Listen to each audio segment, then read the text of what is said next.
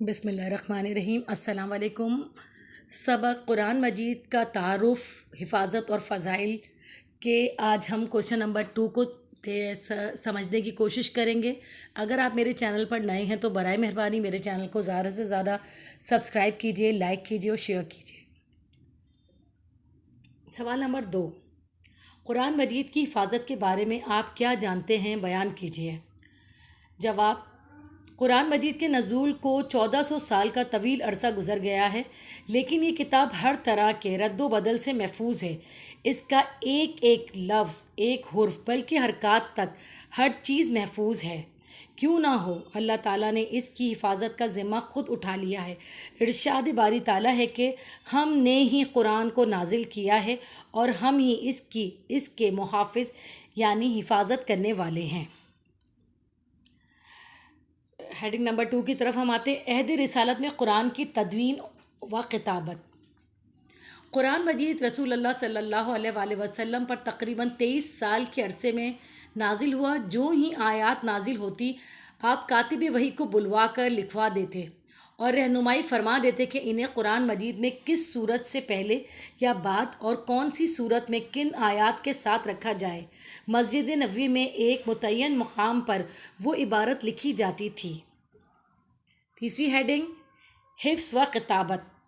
صحابہ کرام مسجد نبوی سے اس قرآنی آیات کی نقل کر کے لے جاتے اور حفظ بھی کرتے جاتے، اور اس طرح قرآن مجید جو نازل ہوتا گیا لکھا بھی جاتا رہا اور حفظ بھی کیا جاتا رہا۔ حفاظ میں مرد اور عورتیں دونوں شامل تھے، یعنی صرف یہ نہیں تھا کہ مرد ہی اسے حفظ کریں۔ اور ایک بات میں آپ کو بتاؤں کہ ان کے حافظے بہت اچھے تھے۔ عرب کے حافظے جو تھے بہت اچھے ہیں، وہ فوراً ہی جب بھی کوئی آیت کو سنتے تھے فوراً اس کو حفظ کر لیا کرتے تھے۔ انہیں بہت زیادہ اس کے لیے محنت کرنے کی ضرورت نہیں پڑتی تھی۔ نمبر 4، رسول اللہ کی رحلت کے بعد قرآن کی تدوین۔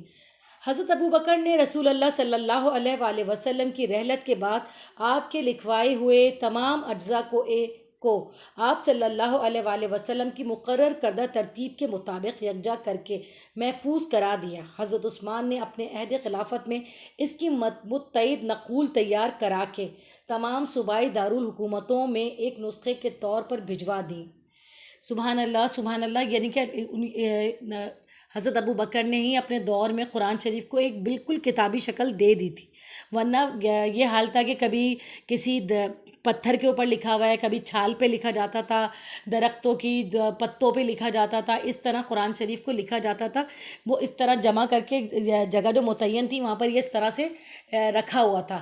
حضرت ابوبکر نے اس کو ایک کتاب کی شکل دی اور پھر اس کی متعدد یعنی بہت ساری نقول کرا کر انہوں نے تمام صوبائی دارالحکومتوں میں روانہ کر دی۔ حضرت عثمان غنی رضی اللہ تعالیٰ عنہ نے۔ قرآن تحریف سے پاک ہے۔ تحریف کا مطلب یہ ہوتا ہے کہ اس میں کوئی رد و بدل آج تک نہیں ہوا، جیسا آسمان سے نازل ہوا تھا آج تک ویسا ہی ہے۔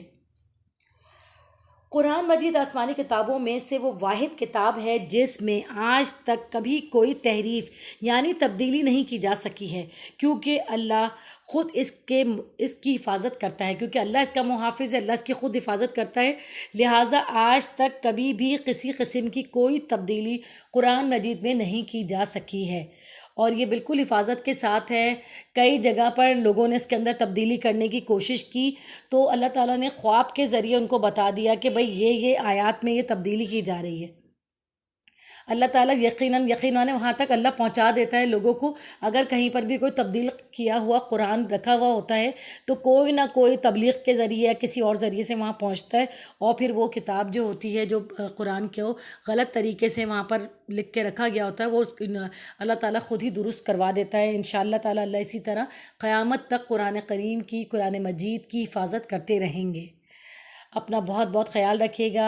اس کو زیادہ سے زیادہ سبسکرائب کیجئے، شیئر کیجئے، لائک کیجئے، اور ان لوگوں تک پہنچائیں جو قرآن شریف کو سمجھنا چاہتے ہیں، جو سمجھنا چاہتے ہیں کہ اسلام کیا ہے۔ اللہ حافظ۔